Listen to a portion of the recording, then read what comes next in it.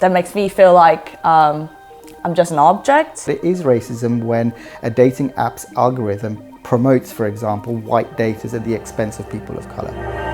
Various dating apps from Hinge to Grindr have been accused of racism. And the problem here isn't just racist users. Apps such as Hinge and Plenty of Fish allow people to filter potential matches by race, which has led to much media controversy.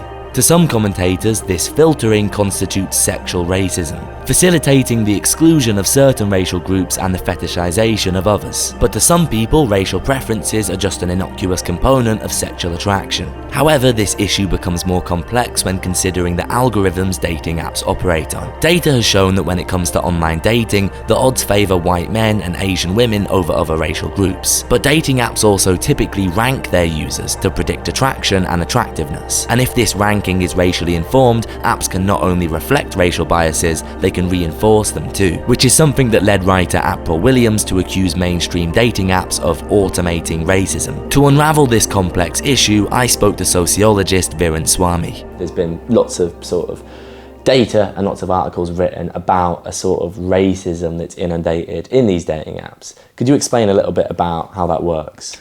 So there are two forms of racism online. One is a kind of explicit form of racism where a dater will say, I do not want to date someone of a particular ethnicity or particular race. You see this with gay dating apps a lot. They will have no Asian, and it's often explicitly mentioned that they don't want to date Asian men, partly because Asian men are stereotyped as weak and feminine. And it's not policed. There's nothing. You will see daters who still have profiles who will say no Asian on it. And then you've got a different form of user engagement or user-led racism, which is a preference for. I have an inviolable preference for a particular race. And that's often passed off as beneficial to the person who's being racialized. So it might be, for example, a preference for Asian women as exotic or mystical in some way, or a preference for black men because they're well endowed. But what these preferences for actually do is still stereotype an individual based on a racial community. And if an individual who is on the kind of receiving end of that kind of internalizes that, then it's internalized racism. Why am I not the way that other people think I should be? But beyond that, you've also got a racism that's enacted by the dating apps themselves. So some of them will ask you for your race, or how you identify your race, but also what race you're looking for. And based on that data, they might matchmake you based on what you want. And whether or not that's racism is an open question, but it is racism when a dating app's algorithm promotes, for example, white daters at the expense of people of colour, which some dating apps have done in the past. So they were assigning almost like a value to white daters as above people of colour? Yeah, and deprioritising particularly, I think it was black women and Asian men. But this is true not just of dating apps in the West. I mean, dating apps in China, in Sweden, in South America have all been found to show the same thing, that certain dating communities are prioritised because of their racialised category and others are deprioritised. Again, that is an explicit form of racism. It's based either on inherent biases about who is deserving of being dated and who is undeserving of being dated. I think probably few people would admit to it, but people that do have racial preferences in dating, I think they'd be confronted to perceive that as racism. I think to them it might feel like, oh, well, this is just who I'm attracted to. This is just some almost biological, almost primordial thing. But in your eyes, is that still essentially racism? It's a form of sexual racism. To claim that you have an inviolable preference for a racial group, what it does essentially is say that you have to match what I think of this racial category and how that person behaves. And if you don't, there's something inherently unracial about you. There's something inherently wrong about you because you're not conforming to the belief that I have about how this racial category should operate. And that's a racist belief. If you can't see beyond a person's race, if you're making a judgment about someone based on their hair color or their skin tone, that's racism. Even if you package it as a beneficial thing, I like this person because of their race, it's still racism. It doesn't get around the fact that you're behaving in a racist way. I wanted to hear from someone who had been impacted personally by racism on dating apps. So I reached out to Gray, a Korean woman living in London with first-hand experience of being racially fetishised online. Someone commented on me that I wanted to kiss an Asian so bad, and I'm like, what the fuck? How did that make you feel? Obviously, I feel like not a person itself. I feel like I'm just an Asian, not like a girl, you know? I'm just like a thing that they want to experience, you know? Not like a person they want to get to know, and then that makes me feel like I'm just an object, you know? When people are pursuing someone like you and making it clear that they are really interested specifically in Asian women, do you think that comes with a set of characteristics, like they're expecting you to behave a certain way? Yeah, I think those kind of people usually when they say like I want an Asian girl, then they probably want like a submissive, like not very like talkative or like argumentative. I don't know, like shy and then like innocent. I think that's what they're looking for, which makes me want to act on the opposite side, because I just don't want to like fit into that stereotype, like a fetish, you know? It's like not a person, but like an object. They want to like try a new thing, you know,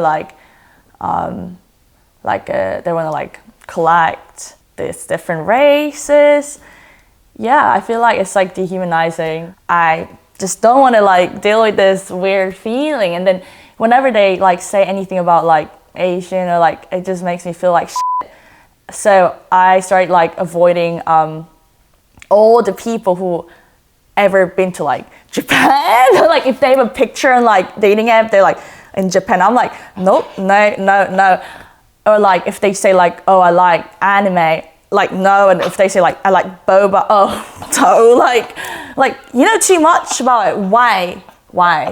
But then you know, now I'm thinking like, why do I have to avoid these people who already know about my culture, and then I have to meet someone that doesn't know anything about my culture, and then I have to then like educate them like about my culture. You know, it could be good to meet someone who already know about my culture and then have understanding, but then it makes me not see them because I'm scared of them fetishizing me.